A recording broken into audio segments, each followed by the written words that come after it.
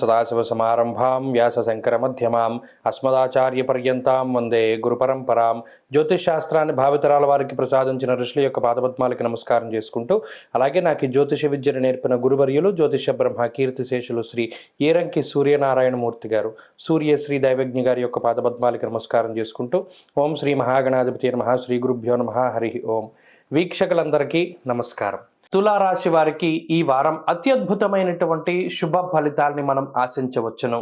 కారణం, రాస్యాధిపతి అయినటువంటి శుక్రగ్రహం 2వ స్థానమందు యోగిస్తూ ఉండడం, తృతీయ స్థానమందు అటు రవిగ్రహం, కుజగ్రహం, అలాగే చంద్రగ్రహం కూడా అనుకూలిస్తూ ఉండేటువంటి పరిస్థితులు.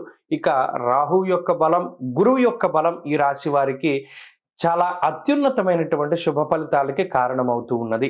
గ్రహస్థితి పరంగా ఎన్ని గ్రహాలు యోగించాలో అన్ని గ్రహాలు ఈ రాశి వారికి యోగిస్తూ ఉన్నాయి కాబట్టి, అటు ఆర్థికపరమైనటువంటి అంశాలు, ఆరోగ్యపరమైనటువంటి అంశాలు, కుటుంబపరమైనటువంటి విషయాలు, విద్య, ఉద్యోగము, వ్యాపారము, వ్యవహారములు, వృత్తి, ప్రవృత్తి, ఇలా ఏ ఏ విషయాలు అయితే ఒక మనిషి యొక్క జీవన గమనాన్ని నిర్దేశిస్తూ ఉన్నాయో అవన్నీ కూడా చక్కగా అభివృద్ధి పథంలో ముందుకు సాగుతూ ఉండడం, మరీ ముఖ్యంగా సంతాన అభివృద్ధి కలగడం, వంశాభివృద్ధి జరగడం, అలాగే మానసిక ప్రశాంతత ఏర్పడడం, రుణబాధలు తగ్గడానికి మీరు చేసేటువంటి ప్రయత్నాలు ఫలిస్తూ ఉండడం, అలాగే తోబుట్టువులతోటి, తల్లిదండ్రులతోటి లేదా జీవిత భాగస్వామితోటి సఖ్యత వాతావరణం ఎక్కువగా అభివృద్ధి చెందుతూ ఉండడం, సొంత ప్రాంతాలకు చేరుకుంటూ ఉండడం, మీకు నచ్చినటువంటి ప్రాంతాలను సందర్శిస్తూ ఉండడం ఇత్యాది విషయాలు. అలాగే ఆర్థికమైనటువంటి పురోగతి, రాహు యొక్క స్థితి కానీ గురువు యొక్క స్థితి కానీ ఆర్థిక పురోగతికి వారు కారణమవుతారు.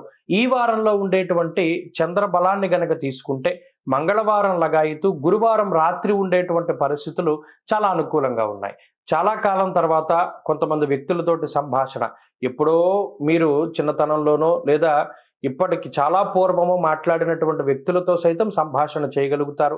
దాని ద్వారా పూర్వం జరిగినటువంటి సంఘటనలన్నీ కూడా గుర్తు చేసుకుంటారు. ఇది ఒక మధురానుభూతి కలిగిస్తూ ఉంటుంది.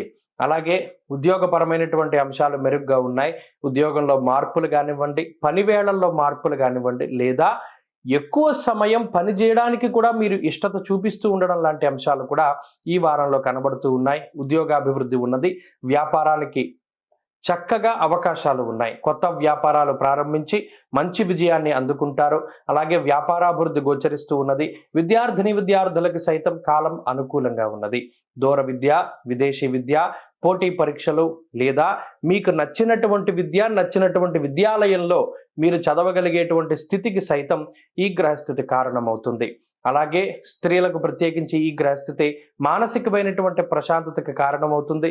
ఉద్యోగ, వ్యాపార, వ్యవహార, కుటుంబ, సంతాన అభివృద్ధి పదంలో ముందుకు సాగడానికి ఈ గ్రహస్థితి పూర్తిగా సహకరిస్తుంది. తులారాశి వారు ఈ వారం మరింత అనుకూలమైనటువంటి ఫలితాలని సాధించడానికే సూర్యారాధన చేయడం చెప్పదగినటువంటి సూచన. ఆదిత్య హృదయ స్తోత్ర పారాయణం లేదా శ్రవణం శుభ ఫలితాన్ని ఇస్తుంది. ఈ వారంలో కలిసొచ్చేటువంటి రోజు ఆదివారంగా చెప్పవచ్చును. అదృష్ట సంఖ్య 4, అదృష్ట వర్ణము ఎరుపు. తదుపరి వృశ్చిక రాశి.